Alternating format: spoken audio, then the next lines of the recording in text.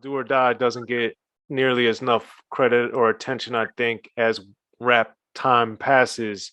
And, Absolutely. and and being that you were with them early on, what did Do or Die do, in your opinion, that was so different and remarkable that helped them blow it the way that they did?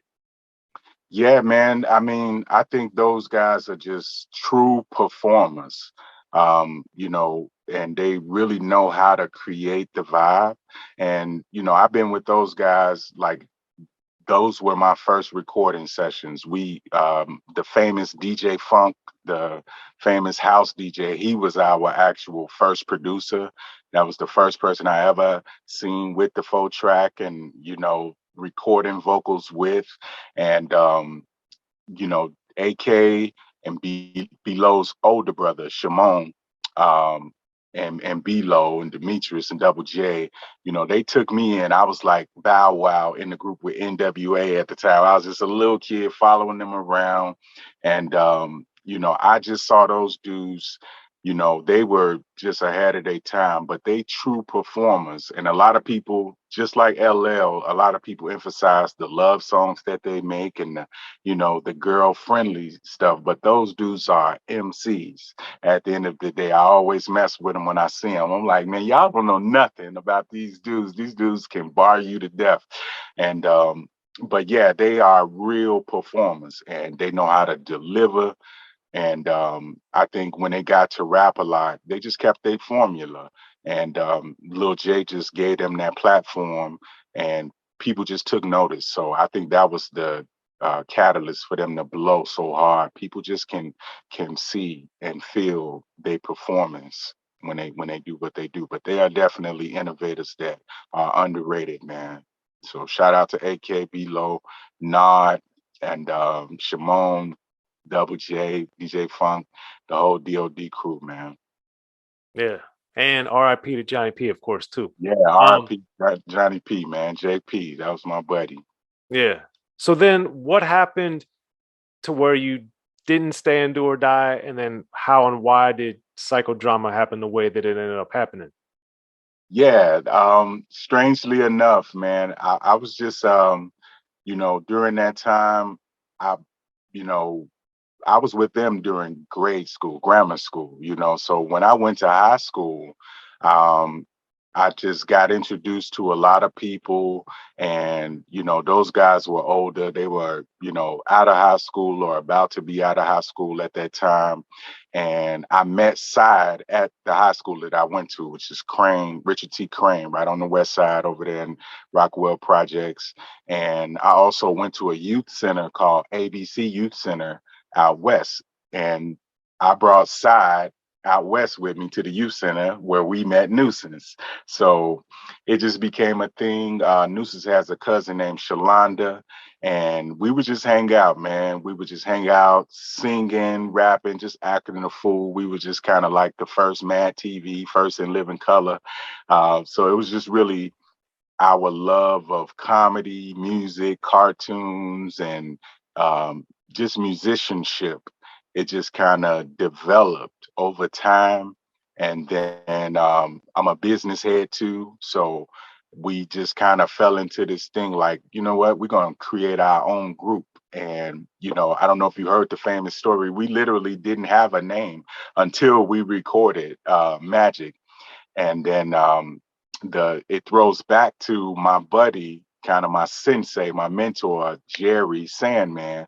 When me and him were rotating at the time when we first met, he actually wrote a rap called Psychodrama. It was something that never came out, never got recorded. It was just a dope title at that time. And when me, Side and Nuisance were recording, Sal was like, man, we should call ourselves Psychodrama. And it went like that. We was like, okay, we didn't really put too much thought in it, but the definition of psychodrama is individuals in groups of three or more that share this same, um, feeling and things like that. So we just kind of applied it to ourselves, and it just fit perfectly, man. So it was a combination of just kind of growing up, going to high school and me wanting to find my way because I was a solo artist, kind of roaming around with no home, and then met Side and Nuisance and Psychodrama just became,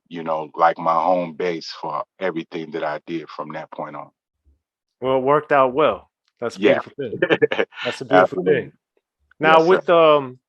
with Magic itself, that was the first time I knew of you guys, heard of you guys, got familiar with you guys. Yeah, So what with that, because a lot of times too, I think people forget or don't appreciate the independent independently released music that came out of Chicago.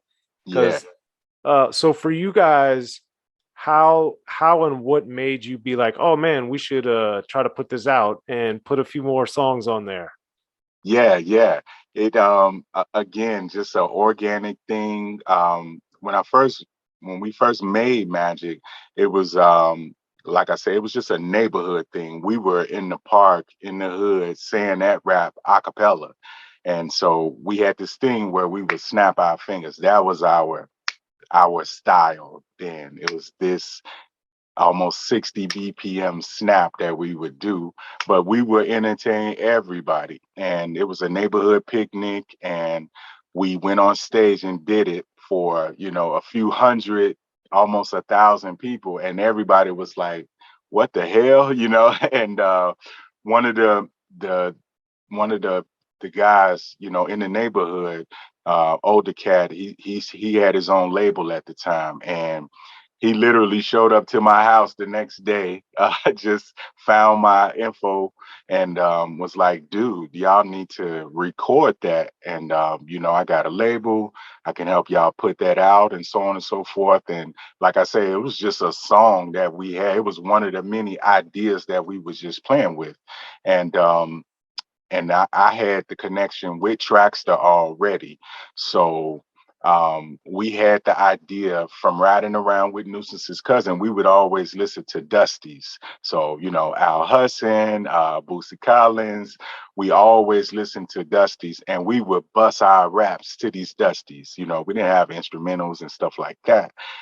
So when it came time for him to pay for this studio session, I was like, I know a guy, and we actually called DJ Funk first, and then couldn't catch up with him, and then I hit Traxter, and I'm like, dude, I got this opportunity. We want to record this song. We want to, sample this Bootsy Collins record, and we had him meet us at the record store across the street from Lane Tech. I forgot what the name of that record store is again, and we bought the vinyl and we went to the studio to Midiot's studio. Shout out to K Vine. And in there, we just made magic, man. It was just like we slapped that sample, and Traxter came up with that loop, and they'll put those drums on it, and we just kind of looked at each other like, oh damn, this ain't the snapping your fingers no more. This is a real song. And then the brother that was helping us, Uncle Rick, he was like, man, we could put together a EP. I missed that word, EP. Put together a little a maxi single rather, and we had these other ideas. Lethal Weapon was actually one of the joints that we recorded with my boy Ward Scoob and Shake Bag for D.O.A. So Lethal Weapon was, a year or two old at this time. And I was like, okay, we're gonna put that on there. And then we had this idea for You Right. It was actually Nuisance. That was her song. And it was probably just a few days of us kind of mulling over this idea of putting together this maxi single. And those songs were the ones that we had the most confidence in. So we just slapped them all on that one tape. My boy Rick airbrushed in the flea market. He threw the logo together for us, the little guy with the hat. We call him Lil Lorski. And we used that, man. And we just kind of put together just from the love of hip hop. And, back in those days, just the dream was to, put an album together, put a single out and get signed. That was the thing. So we spent those few weeks just kind of pasting our entire legacy together, and it worked, man. And the tape actually, before we actually printed it and sold it, it was the number one bootleg. West side, south side, north side. It went to Gary. It went to, Milwaukee, and it just kind of played word of mouth. Next thing you know, I got people in Memphis like, dude, we got this bootleg of this song, and people saying it's y'all, and we were just like blown away. So it happened organically, man. And Yeah. that, Yeah, yeah, the underground circuit was real back then, even without oh the yeah, internet. yeah, absolutely, man, absolutely. And on Lethal Weapon 2, you guys talk about the industry or being too much for the industry to handle. And Hmm. one thing that I also noticed that is kind of a hallmark in your career is Hmm. like on Magic, because later Twister used many people used it, but Pimp On more recently, Twister had even used it Yep, that you're on. So why with too much for the industry to handle also became kind of one of you guys' slogans, I guess. yep. So why do these early things seem to keep recurring throughout time for you? Yeah, you know what? That's a good point. I think it's just because it's a great idea just never dies. And um, I thought of the too much for the industry to handle. It came to me, during the writing process. I was kind of saying like, we're beyond record labels, and people kind of had the stigma of us as like we the wild childs of the underground thing, and too much for the industry to handle just kind of stuck with us. And we did make that our, that's our motto, that's our slogan. And the stuff, pimp on and chop up that paper and stuff like that.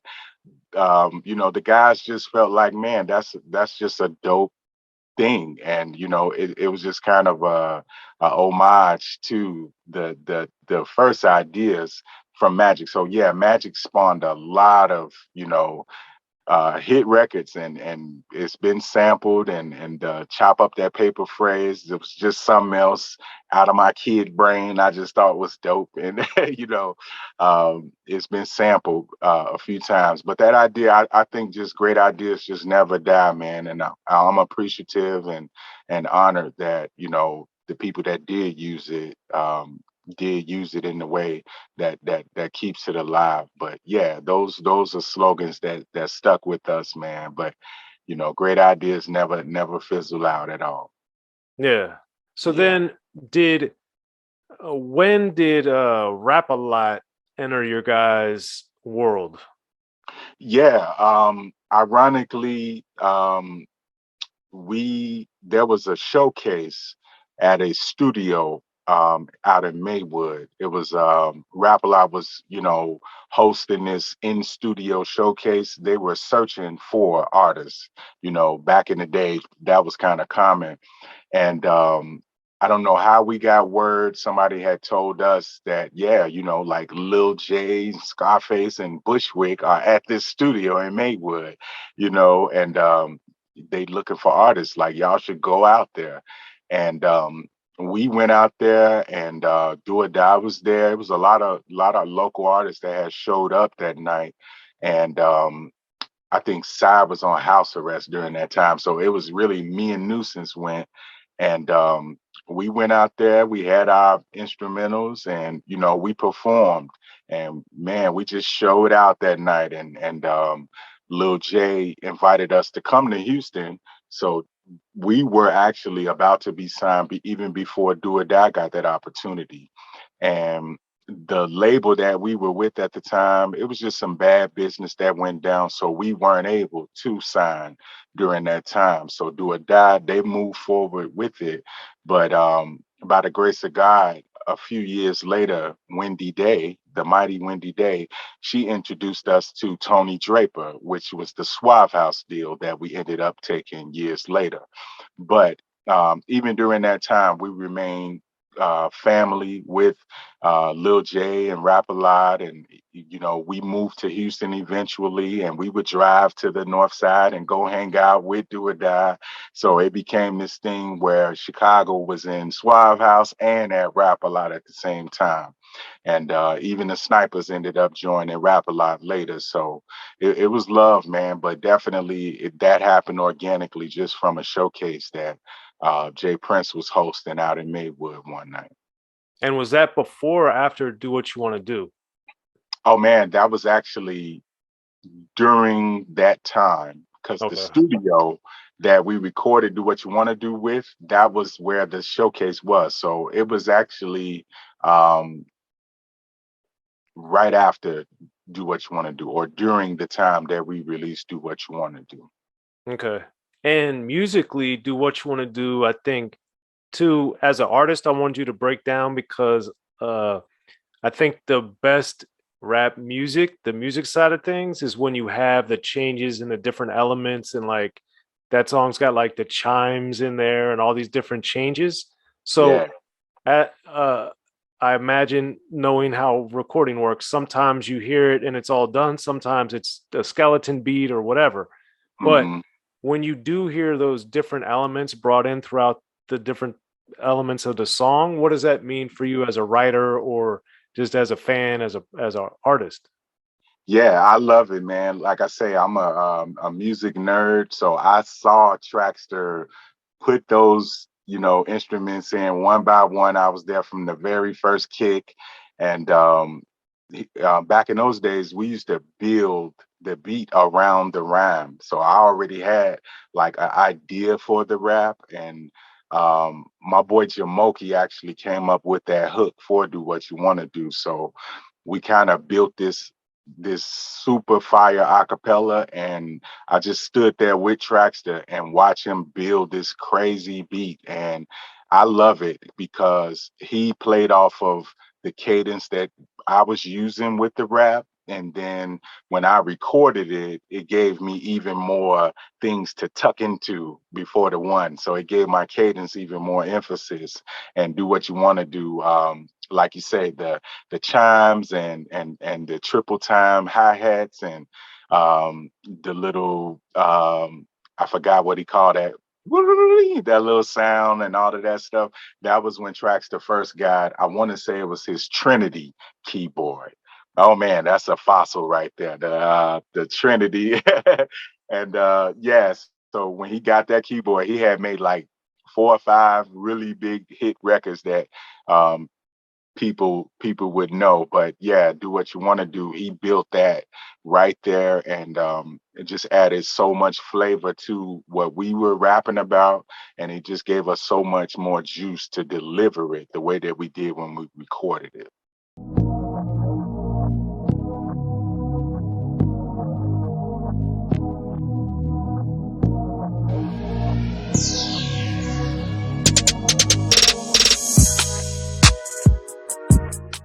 In the beginning, hip hop was ruled by the East Coast. Then the West Coast rose to prominence thanks to gangster rap. Straight out of Compton, crazy motherfucker named Ice Cube. Hip hop changed the world. Gangster rap changed the narrative. I'm representing for the gangsters all across the world. And then changed the world again. Cause I'll come and take your life away. The history of gangster rap features unheard stories, unseen photos and documents, all with exclusive interviews from the founders and players who shaped gangster rap. I think a real gangster rapper has to scare you a little bit. The history of gangster rap, written by veteran rap journalist Soren Baker. In stores now. Yo, what up? This is DJ Quick. Be sure to pick up my homeboy Soren Baker's book, The History of Gangster Rap, if you really want to know what we do.